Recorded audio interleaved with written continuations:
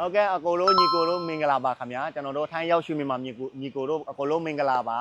အခုကျွန်တော်ဒီ Pontiff Auto Car เนาะဒီတထေးမစီမှာဒီထိုင်မှာကျွန်တော်ကားဝယ်ထားတယ်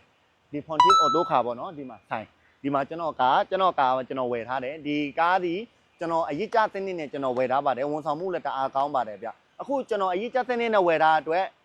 ဒီဆိုင်ရဲ့ promotion ကကျွန်တော်တခုပေးလိုက်တယ်ဗျကားစဝယ်ကြတဲ့ကားအရေးကြနဲ့တွင်းပြီးဆိုတော့စဝယ်တဲ့လကနေစပြီးတော့တစ်နှစ်ပြည့်တဲ့အထိကိုဂျားမှာ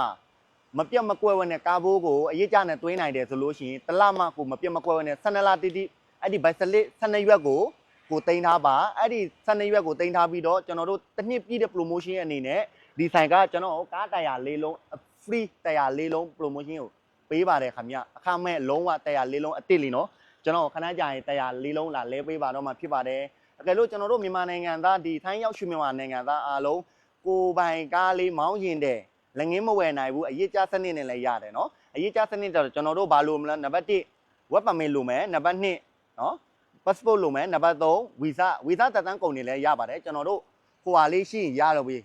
name list နဲ့တွဲပြီးတော့ကျွန်တော်တို့ကားလည်းထုတ်လို့ရပါတယ်တုံးမယုံထောက်ခံစာတဲ့အဲ့ဒါတွေကြောင့်အဲ့ဒီအချက်လက်တန်ယုံထောက်ခံစာတော့ဒီကတထေးမတို့သူလိုက်ပြီးတော့ဆောင်ရွက်ပေးပါတယ်နော်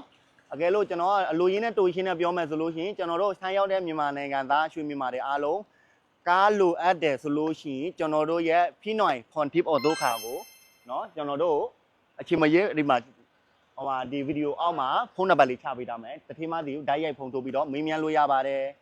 ဟုတ်ကဲ့အားလုံးပဲမင်္ဂလာပါခင်ဗျာ